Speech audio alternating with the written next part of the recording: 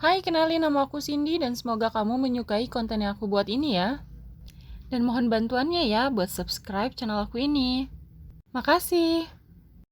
Sebagian besar dari kalian pasti tahu kalau Jepang memiliki sebuah hutan angker yang menjadi spot favorit untuk orang-orang sana untuk melakukan aksi pencabutan nyawanya sendiri. Buat kalian yang menjawab hutan Aokigahara, fix kalian memang pencinta hal-hal yang misterius. Hutan ini sendiri memang memiliki nuansa yang gelap, yang kelam, yang dingin karena ya memang hutan ini sendiri memiliki pohon-pohon yang tinggi dengan daun-daun yang rimbun sehingga sinar matahari tuh nggak bisa masuk sepenuhnya ke dalam hutan ini.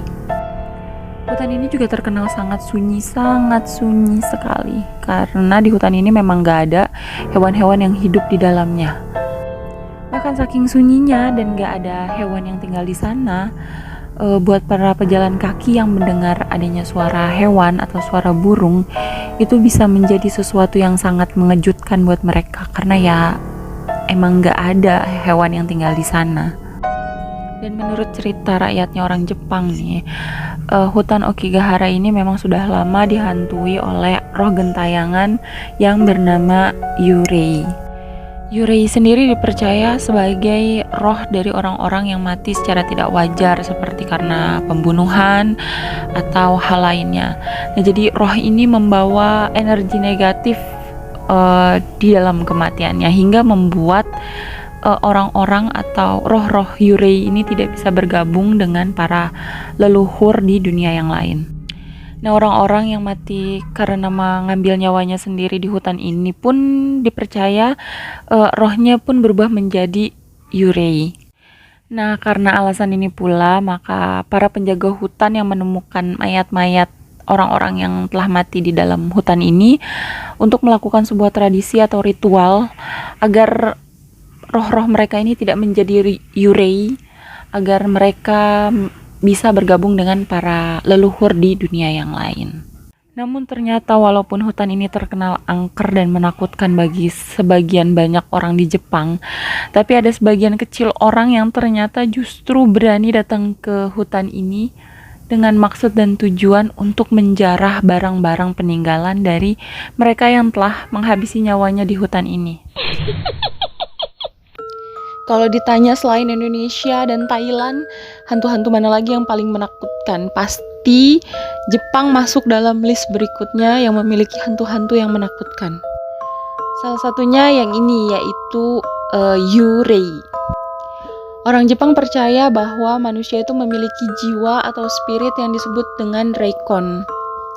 Nah, saat manusia meninggal, maka Reikon akan keluar dari jasadnya manusia, terus menuju ke tempat penyucian sambil menunggu selama proses pemakaman hingga pasca pemakaman. Jika upacara pemakaman dilakukan dengan benar, dipercaya Reikon bisa bergabung bersama dengan roh para leluhur. Dan mereka tuh dipercaya sebagai pelindung bagi anggota keluarga yang masih hidup dan akan kembali ke rumah setiap tahunnya di bulan Agustus dalam perayaan Hari Raya Obon untuk menerima ucapan terima kasih dari anggota keluarga yang masih hidup.